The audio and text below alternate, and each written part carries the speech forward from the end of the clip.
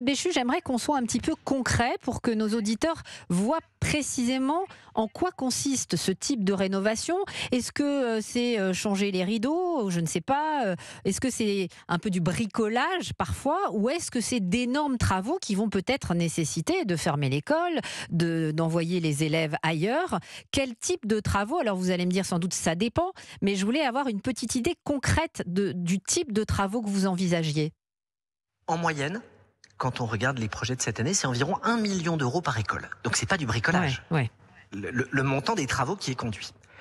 Qu'est-ce qu'on a? On a d'abord, exactement comme dans une maison, le fait de se poser la question parfois de l'isolation par l'extérieur, le fait d'aller changer les huisseries pour éviter d'avoir des températures, d'avoir de la chaleur qui part par les fenêtres et de chauffer la cour en plein hiver.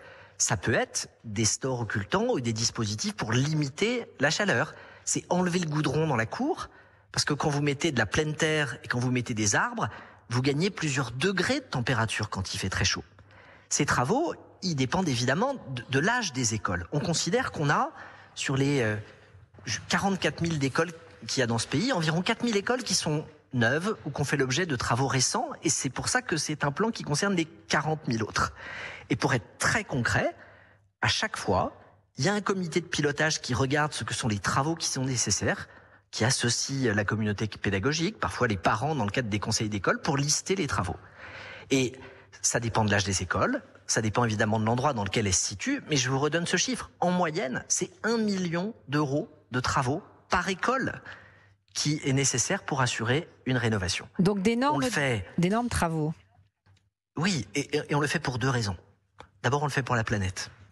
On le fait pour éviter d'avoir des émissions de gaz à effet de serre dehors, de continuer à consommer beaucoup d'énergie alors qu'on pourrait mieux isoler les bâtiments. Et ensuite, on le fait pour le pouvoir d'achat des maires.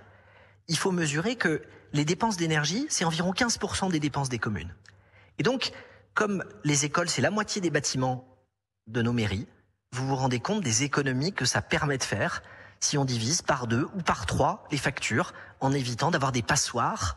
Et puis ça améliore les conditions d'apprentissage parce que c'est beaucoup plus dur si vous gardez votre doudoune en classe ou que vous avez beaucoup trop chaud de se concentrer sur ce que la maîtresse ou le maître peuvent dire. Donc c'est vraiment du gagnant, gagnant, gagnant. Gagnant pour les enfants, gagnant pour le pouvoir d'achat, gagnant pour la planète. Bon, bah écoutez, c'est d'une clarté totale. Je vous remercie beaucoup, hein, Christophe Béchu, ministre de la Transition écologique, d'avoir été en direct sur Europe 1. Et j'ajoute que